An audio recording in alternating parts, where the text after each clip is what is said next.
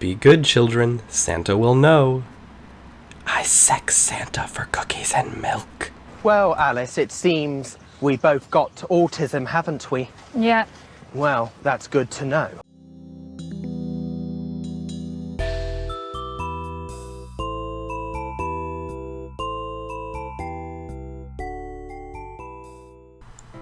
Hey guys, how's it going? We are back and welcome to episode 12 of my free-to-play old-school RuneScape adventure. We are about to hit level 80 cooking, which is pretty impressive if you ask me. This will be our first stat in the 80s. Of course, I have limited myself to 5 cooking levels per episode, otherwise I would just sit here for the entire episode getting as much XP as I can, because I'm quite enjoying it at the moment. But we are actually getting to the point where it is a little bit slow to train. It took me 2 days to get up to this, just doing some pretty AFK lobster training.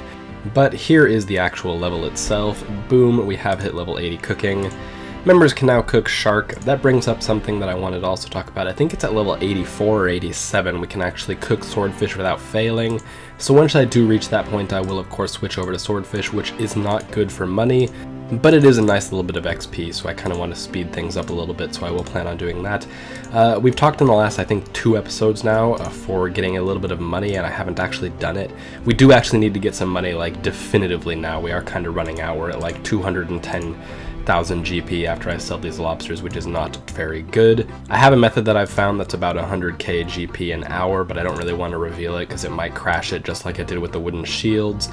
So I will probably just be doing that. It gives XP, so you might be able to figure out what it is based on the XP that I'm getting. But yeah, that is something that's going to be on the books for this episode. There we go, 239k GP. When I was safe spotting Ankus to get up to 50 magic in the last episode, I started getting the left skull half. So what I want to do is get the full staff, or the bone staff, I don't actually know what it's called, that can teleport you to Barbarian Village, as it is quite nice for body rune crafting. And body rune crafting is one of the stats that I want to get up to 50 for base 50s at some point. There we go, finished up with all my money making, at least for the time being. Managed to get my cash stack up to 510,000 GP. That's kind of what I want to aim for going forward, is always having a cash stack above 500k. So at some point before the end of the episode, or maybe at the start of next week, I'll start doing more crafting, which is actually what I ended up doing, just crafting sapphire rings, got up to 56 crafting to make some money. And yeah, so I'll get even more money at some point so that when we drop down it doesn't go below 500k again.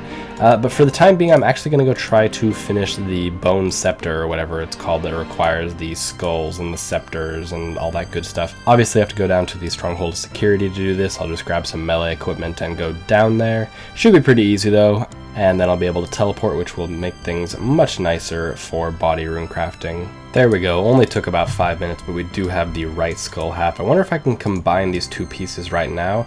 Ah, I can actually, so I've got the entire skull. What does it actually say? Strange skull. Yeah, it definitely looks pretty strange. So all I need right now is the top of the scepter, which I can get at level 3. And not like combat level 3, but level 3 of the stronghold of security, and then we will be good to go on making the skull scepter. So these things right here are actually what you have to kill on tier 3 in order to get the top of the scepter. What's it called? A catablepon? I mean, you can't blame me for not having that name memorized. That is ridiculous. So I'm going to kill these guys for a little while once this spider gets off me, and hopefully it won't take too long to get the top of the scepter. There we go, took a little bit longer, maybe 10-15 minutes. I wasn't actually paying attention, but we should now be able to make the entire scepter if I can click correctly. There we go, we have a rune scepter. Let's add the strange skull to it, and bam, we have a skull scepter with 5 charges. Let's wield that, have a look here guys. First time I have got this on the account. Had it before on other accounts, obviously. I'm always surprised by how nice this thing looks. So I'm going to go to the bank real quick and withdraw all the other pieces that I have. I was doing a little bit of research while I was killing those weird green things. Green horses. They're pretty much horses. I don't know how else to describe them.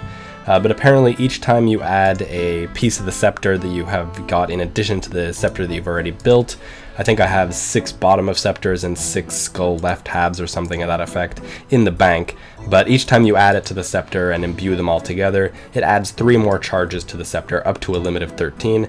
Currently we have 5 charges in the scepter, so we will hit that limit pretty quickly. Actually, there's not much reason for me to bring anything more than 3 pieces, because that will of course hit and then exceed the limit of 13. But yeah, it's pretty good, especially for body rune crafting. I'll show an example later in the video of me showing why that is better, obviously, than just running from the bank to the altar. Well, I ran all the way back up to the surface to get my fancy boots because I thought I'd forgotten them. Apparently I was just wearing them, so pretty stupid at that moment, but I should now be able to imbue this, give the fancy boots to him, and now it should be imbued. There we go. So now, can I just use them on the Skull Scepter? Can't contain any more charges. Wow, did he charge it to maximum? Now if we invoke, we should teleport. There we go. So that should obviously bring it down to 4. Yes, it has. And if I use the skull, if I can click it, what does it say now? Did it just go back up to 5? Maybe it's a free-to-play thing. Maybe free-to-play you can only bring it up to 5, which is kind of annoying because then you're going to have to recharge it quite often. But yeah, we did get the Skull Scepter imbued. Looks pretty nice, and yeah. And just like that, we've skipped forward about an hour and a half, I'd say, of training, and we are about to hit level 55 strength. I think that's kind of how I'm going to go about doing this in the future for my melee combat training, is kind of just, you know, do 5 levels at a time as I have the time available when I'm not doing anything else, when I kind of want to just do some AFK training, because flesh crawlers are significantly AFK. Once I get up to 60, I probably won't be too concerned about going any higher for base levels, at least for the very near future. But yeah, as we kill this guy... Oh, actually we do still have a little bit of XP left. I'm not sure what OS Buddy was telling me there. We did just get another bottom of scepter though, so I should probably bring up the fact that we did get now 7 bottom of scepters, which means, what is the math on that? We can have 21 additional casts. Actually, no, that's 8. What am I talking about? That's 24 additional casts of the teleport to the barbarian village. So pretty nice stuff. Actually, I don't even need to run to the top. I can just do this. There we go, using our teleports. But yeah, 55 strength, well, scratch that idea. It's really crowded even on the 750 total worlds, and everybody's being really toxic tonight, so... Turn my chat onto friends chat. That reminds me, guys, if you're ever seeing me, especially down there with the hill giants or anywhere else that's kind of overly populated and I'm not responding if you're trying to say hello to me, it's usually because I do have my public set to friends. I automatically do that whenever I'm in an area where people are being, just like I said, kind of toxic. I don't want to listen to that kind of stuff, so yeah, not exactly pleasant to be down there right now, so I'm going to go find something else to do. Well, it is time for our obligatory Obor kill of the day. We finally managed to get a key. It actually didn't take that long this time, so I guess I can't complain all that much. I wanted to talk about a few things, so I'm just going to talk about them while I'm killing Obor. You guys can see that, which brings me to my first point, really. Somebody was saying recently, and I say recently in the last video, that they actually did want to see the Obor fights. Now, in the last episode, I said that I was not going to include the Obor fights anymore. I would just show like the loots that I got and that kind of stuff. This person was indicating that they felt otherwise. They felt that I should be including the Obor fights because they're interesting. Basically, I just wanted to know what you guys feel about that. Would you like to see the Obor fights going forward as they get easier and easier? Should I include those in a video, or should I just stick to the drops like I was planning? Because if you guys want to see the fights, I'm more than happy to show you the fights. I just don't think there's much to them anymore. It's pretty cut and dry, straightforward at this point. I haven't failed in like 6 attempts, so there's not really much to see. It's pretty straightforward in all honesty. And the second thing I wanted to talk about is actually the friends chat, or the clan chat, whatever you want to call it. I've actually been really bad about promoting the clan chat lately, but it's still been thriving quite well. If you type in Xrenor, that's the name for it. A lot of people think it's going to be Xrenor free-to-play or just Xrenor. No, it's actually Xrenor. So if you want to join the clan chat, go ahead and join Xrenor. There's usually between like 5 and 10, maybe 12 people in there at any given time. Looks like it's pretty quiet right now, but it is a Monday evening, so people are probably not playing Scape as much as they would normally. But yeah, we have a pretty nice community there, so just come in, say hi. We're obviously very inviting and excited to have you. But with that said, looks like we're wrapping up this fight here, just getting a couple of back-to-back 12s. Wiping the floor with this giant. There we go. What is that, our 8th kill? 9th kill. 139 Chaos Runes. That seems like it might actually be a good drop. Let's see here. Ooh, not as good as I thought. 13.9k is really not very impressive. I actually have started selling Obor drops, by the way. I'm not keeping them for any reason. I'm not going to build like an Obor loot tab. Not at the time being, at least. Maybe once I get to something crazy like 50 kills or something like that, then I'll start making a loot tab. But especially at this early a point in the account where I am trying to have money to do other things, kind of makes sense to be selling the stuff that I'm getting for profit. I think it's time for a little bit of a rune crafting test. I'm going to test just how different the XP really is between using the bone staff and not using the bone staff or bone scepter or whatever it is. So as you can see, I have full run energy, a full inventory of pure essence. I should actually probably get my tiara on real quick. Never thought I'd be saying that, but yep, need to get my tiara on. And once we have that all situated, here we go.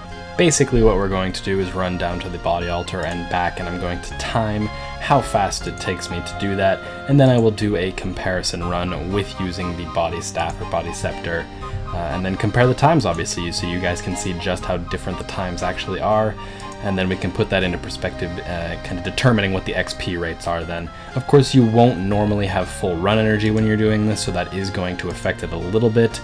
But, you know, a little bit of discretion there will go a long way, I'd imagine. That said, you will of course have probably just about the same amount of run energy doing this as you will when you're doing the bone scepter, so it doesn't really make that much of a difference. The XP rate will of course be higher when you have full run energy, but the differences in the XP are pretty much to scale in all honesty. And as I come back into the bank, oh, I actually missed it, so I'm going to take 2 seconds off for that, and there we go. Taking the 2 seconds off, it takes it to 1 minute and 5 seconds. So 1 minute and 5 seconds is of course the time to beat, not using the bone scepter. So or skull scepter, I see now that I'm looking at the name. I'm going to take the skull scepter out, drink some energy potions, and then we will do the same exact test using the skull scepter. Alright, we're up to full run energy. We are ready to go. Let's start the clock and teleport, and we will see just how much of a difference there really is. Alright, so that only took us 52 seconds, so basically you are shaving off, well, close to 15 whole seconds there, which doesn't sound like a lot, but when it's basically 1 minute per run, you're shaving off basically a quarter of the time there. So pretty impressive stuff with the skull scepter. Of course, I can add skull halves and bottom of scepters as needed. Especially since I'm training on flesh crawlers, I'm going to have a lot of bottom of scepters in the future.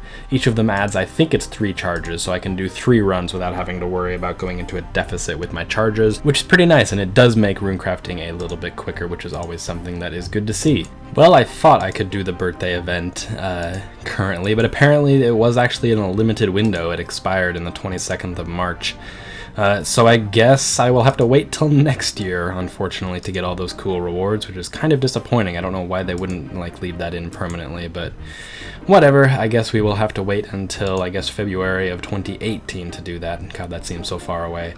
But yeah, with that said, I guess that's the other thing I wanted to do in this video, and we didn't get to do it, so I guess that's going to be the end of the video. I changed up my fashion scape a little bit. I added the cabbage cape, but I think everybody at this point has that in free-to-play. If you don't know how to get it, you just talk to Diango in Xrenor, I guess it would be, and then he'll give it to you. Well, he can sell it to you. You don't get it for free or anything like that. So yeah, that is where I got that. If you guys have enjoyed this video, make sure to leave it a like. I know it was a little bit of a rambly one. If you're new to the series as well, make sure to subscribe, of course, so that you can stick with it as we progress. Getting pretty close to our first level 90. In 2 episodes, we will have 90 cooking, because obviously I'm limiting myself to 5 levels per episode. If you want me to change that, by the way, whether it's more or less, just let me know. I'll certainly take that advice into consideration. But yeah, with that said, I hope you guys enjoy the rest of your week till episode 13, and I'll see you later.